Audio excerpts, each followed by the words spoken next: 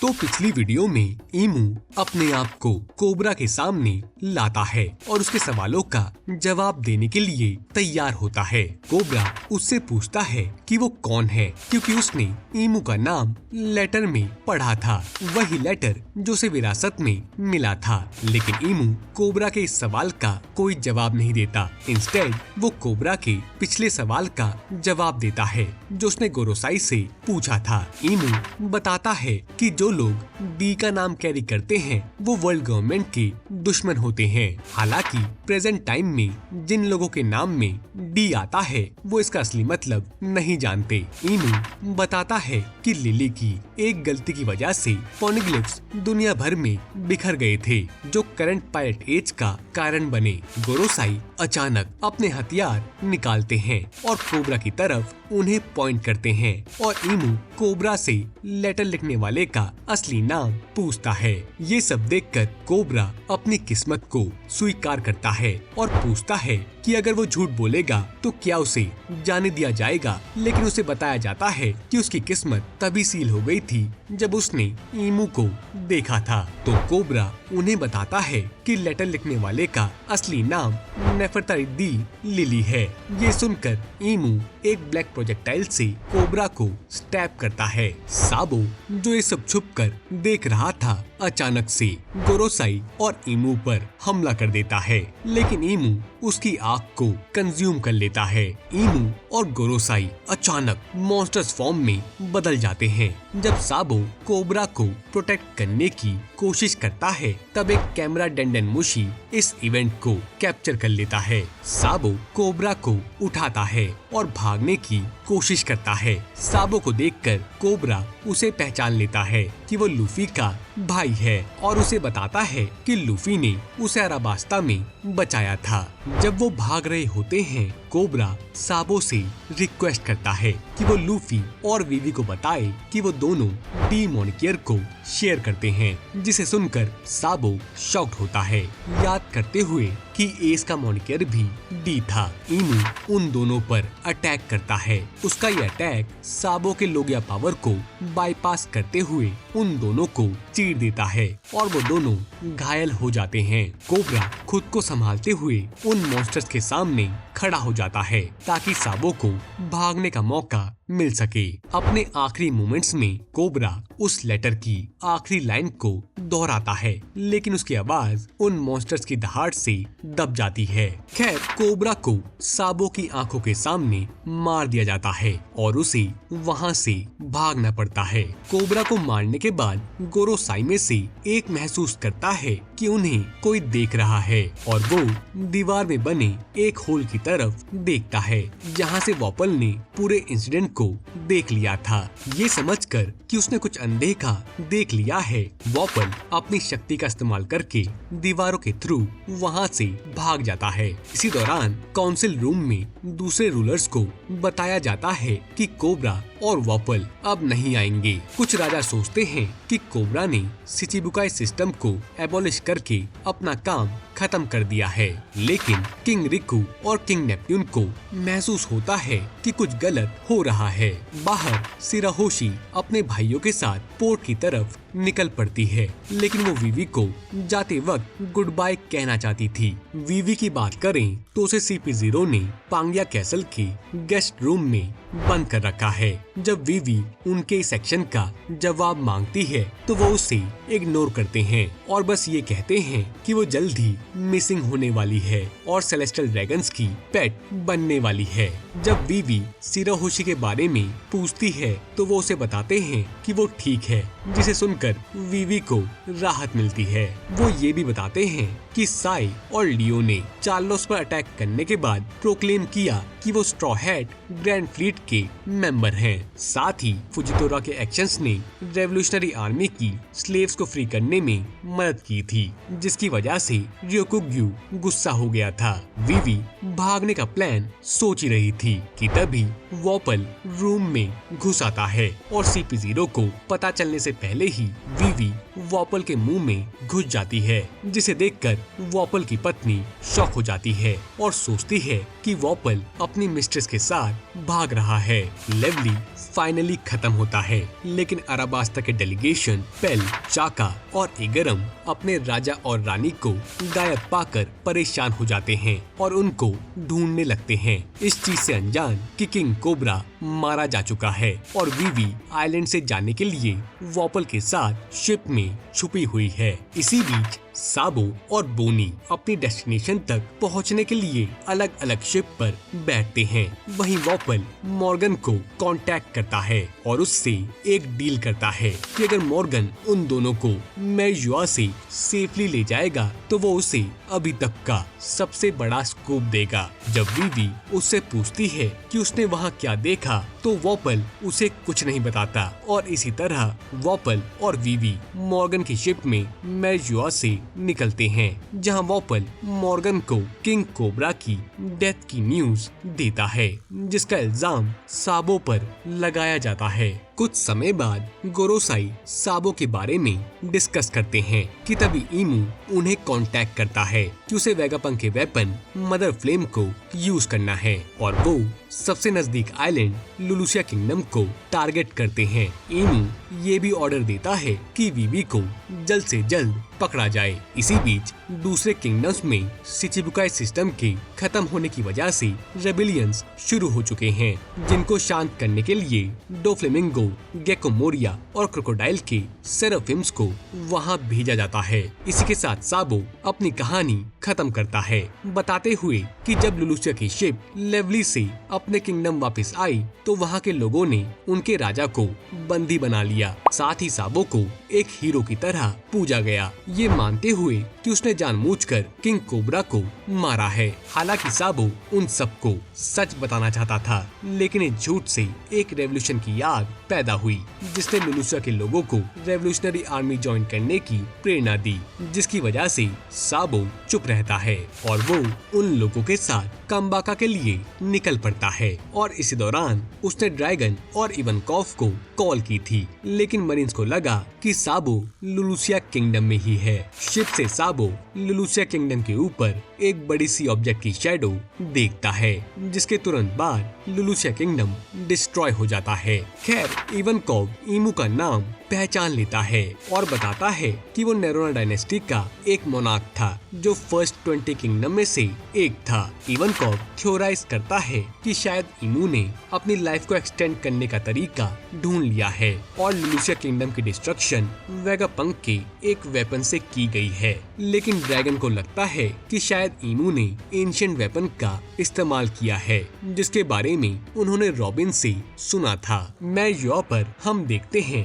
कि celestial dragons के खाने के लाले पड़ गए हैं, क्योंकि रेवोल्यूशनरीज ने उनकी फूड स्टोरेज तबाह कर दी थी। सेंट मजोसगार्ड को सिराहोशी की मदद करने के लिए मौत की सजा सुनाई जाती है by the God's knight supreme commander saint Figarland Garling, the former king of God valley.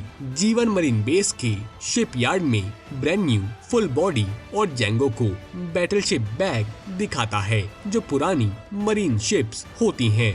Brand new बताता है कि गार्प इन चिप्स का इस्तेमाल अपनी पंचिंग पावर को परफेक्ट करने के लिए करता है और ये ट्रेनिंग वो कई डेकेड से कर रहा है। जब फुल बॉडी उससे पूछता है कि यहाँ 2 शिप्स क्यों हैं, तो वो बताता है कि दूसरी शिप कुजान के लिए थी, जो गार्प के साथ प्रैक्टिस करता था। गार्प ने एक रूल बनाया था कि प्रैक्टिस के दौरान डेविल फ्रूट और हाकी का इस्तेमाल नहीं किया जाएगा। उसका मानना था कि स्ट्रेंथ को मेहनत करके अर्न किया जाना चाहिए। हाचिनोसु पर गार्प सैन जॉन वुल्फ को आइलैंड से पंच करके समुंदर में फेंक देता है, जिसे देखकर पायरेट्स हैरान हो जाते हैं। वास्को शॉट अपनी लेकर पावर का इस्तेमाल करके गार्प पर फायर बॉल से हमला करता है, लेकिन गार्प 2 पायरेट्स को शील्ड की तरह इस्तेमाल करके उन्हें ब्लॉक करता है। पायरेट्स गार्प की रेपुटेशन से वाकिफ थे, लेकिन उन्हें ये भी पता था कि अगर गार्प ने आइलैंड को डिस्ट्रॉय किया तो ब्लैकबियर्ड उन्हें मार डालेगा, इसलिए वो भी मजबूर थे। कुजाकू रिपोर्ट करती है कि सारे कैप्टिव्स ऑन बोर्ड हैं और आइलैंड को छोड़ने के लिए तैयार हैं, जिसे सुनकर गार्प कोबी, गुरुस और हेलमेपो को रिट्रीट करने का ऑर्डर देता है, ये नोट करते हुए कि हाचिनोसु पर उसकी उम्मीद से ज्यादा पायरेट्स हैं। कुजान गार्प का सामना करता है, ये कहकर कि वो उन्हें यहाँ से जाने नहीं देगा। तभी कोबी एक औरत की हेल्पलेस क्राई सुनता है, ये सोचते हुए कि शायद एक हॉस्टेज रह गई है। कोबी उस आवाज के पीछे चला जाता है, लेकिन गुरुस उसे चीख कर बताता है कि वो एक ट्रैप है और कैप्टिव एक फीमेल पायरेट है। तभी शिर्यू कोबी पर इनविजिबल होकर हमला करता है, लेकिन गार्प कोबी को साइड में धकेल देता है और खुद शिर्यू के हमले का शिकार बनता है, जिसके बाद गार्प शिर्यू को पंच करके जमीन पर गिरा देता है। लेकिन गार्प अब जख्मी हो चुका था। गार्प को कमजोर देखकर पायरेट्स उस पर हमला करने की कोशिश करते हैं, ये कहकर कि उसकी क्रॉस गिल्ड बाउंटी 3 क्राउन्स की है, जो 3 बिलियन बेरीज के बराबर है। कुजान पायरेट्स को कहता है कि अगर गार्प के हाथ पैर भी बांध दिए गए तब भी वो उसे नहीं मार पाएंगे। कुजान अपनी फिस्ट को आइस से कवर करता है और अपनी ट्रेनिंग के दिनों को याद करता है, जब उसने गार्प से ट्रेनिंग लेने की रिक्वेस्ट की थी, लेकिन गार्प ने मना कर दिया था क्योंकि वो नहीं चाहता था कि वो इस ट्रेनिंग के बंधन में बन जाए, और उसने उसे मरीन इंस्ट्रक्टर से ट्रेनिंग लेने को कहा, जिस पर कुजान कहता है कि उसने मरीन इंस्ट्रक्टर से जितना सीखना था सीख लिया और अब वो अपनी ट्रेनिंग को नेक्स्ट लेवल पर ले जाना चाहता है, जिसे सुनकर गार्प उसे ट्रेनिंग देने के लिए मान जाता है। सालों तक वो दोनों बैटल शिप्स को पंच करते हैं। कुजान की स्ट्रेंथ धीरे धीरे बढ़ती जाती है और वो अब शिप्स पर डेंट डाल सकता था। जैसे जैसे टाइम बीतता गया वो दोनों करीब आते गए और गार्प अब कुजान से अपने परिवार की परेशानियों के बारे में कंप्लेन करने लगा था, जैसे कि ड्रैगन का रेवोल्यूशनरी बनना और बाद में लूफी का पायरेट बनना। इवेंचुअली कुजान एक मरीन एडमिरल बन जाता है और गार्प बिजी होने के बावजूद उसके पास स्नैक्स खाने के लिए जाता है। प्रेजेंट में टीचर और स्टूडेंट अपने हाकी पावर्ड पंचेस से एक दूसरे को नॉक बैक करते हैं। वहीं एवलो पिजारो अपनी डेविल फ्रूट पावर से आइलैंड को कंट्रोल करते हुए मरीन शिप को क्रश करने की तैयारी करता है। कोबी उससे रुकने की अपील करता है, लेकिन गार्प उसे यकीन दिलाता है कि सब ठीक होगा, जस्टिस विल प्रिवेल, जिसे सुनकर कोबी अपनी ट्रेनिंग के दिनों को याद करता है, जब गार्प उनकी क्लास में एज अ गेस्ट स्पीकर आया था और उसने एक हाइपोथेटिकल सवाल पूछा था कि अगर एक बूढ़ा आदमी और एक बच्चा जानवरों से भरे आइलैंड में फंस जाएं तो उन्हें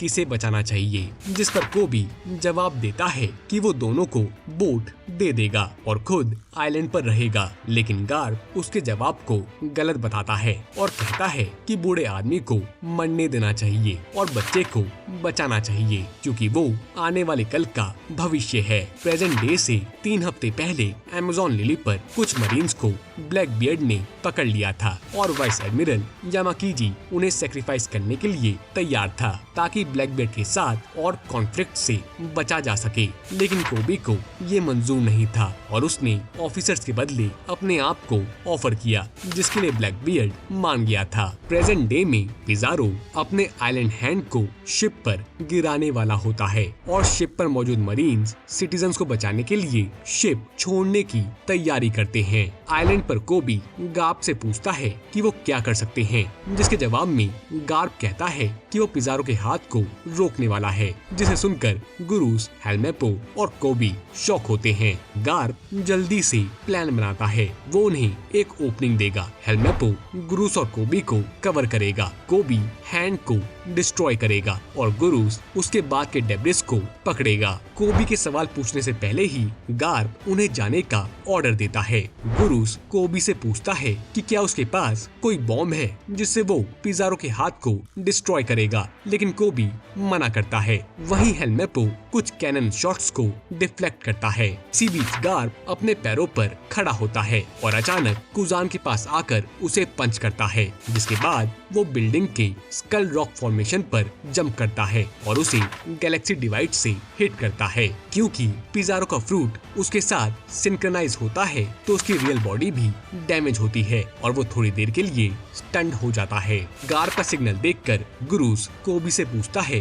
कि वो क्या करने वाला है, जिस पर कोबी सिर्फ इतना कहता है कि वो गार्प की एक्सपेक्टेशन पर खरा उतरेगा। वहीं गार्प अपने अटैक करने के बाद 2 साल पहले की एक बात को याद करता है, जब उसने हेलमैपो से कोबी के हाथ की चोट के बारे में पूछा था और हेलमैपो ने बताया था कि गार्प की ट्रेनिंग के बावजूद कोबी अब भी खुद को स्ट्रॉन्ग महसूस नहीं करता, इसलिए वो रोज रात को छुपकर बैटलशिप बैग्स को पंच करता है। प्रेजेंट डे में जब पिज़ारो अपने आइलैंड हैंड को मरीन शिप पर गिराने लगता है, तभी कोबी उसके सामने आकर ऑनेस्टी इम्पैक्ट से पंच करता है और पिज़ारो के हाथ के 2 टुकड़े कर देता है, जिसकी वजह से असली पिज़ारो भी बुरी तरह से घायल हो जाता है। इस सीन को देखकर सब चौंक जाते हैं और गार्प खुशी से हंसता है। हेलमैपो कोबी को पकड़ लेता है, जबकि गुरूस अपनी क्ले पावर से गिरते हुए मलबे से शिप को बचाता है। वो तीनों शिप पर लैंड करते हैं और तशीगी गार्प से कहती है कि वो उनके साथ आए, लेकिन गार्प उन्हें अकेले जाने को कहता है। वो शिप पर मौजूद मरीन्स को विश्वास दिलाता है कि वो खुद किसी तरह इस आइलैंड से निकल जाएगा, लेकिन हम देखते हैं कि वो पायरेट से घिरा होता है, जिसमें ब्लैक बेल्ट के ऑफिसर्स भी शामिल होते हैं। कुजान गार्प को आइस स्पीयर से फ्रीज कर देता है, जैसा उसने सॉल के साथ किया था। अपने आखिरी मोमेंट्स में गार्प उन्हें बताता है कि वो सब मरीन्स का भविष्य है। अगले दिन न्यूज़पेपर की हेडलाइंस में कोबी के सुरक्षित वापस आने और गार्प के हाचिनोसु पर गायब होने की खबर आती है। इसके अलावा एगहेड आइलैंड की भी एक खबर आती है, जहां मंकी डी लूफी सामना करने वाला है किज़ारू की फ्लीट का, जो एगहेड पर पहुंच चुकी है।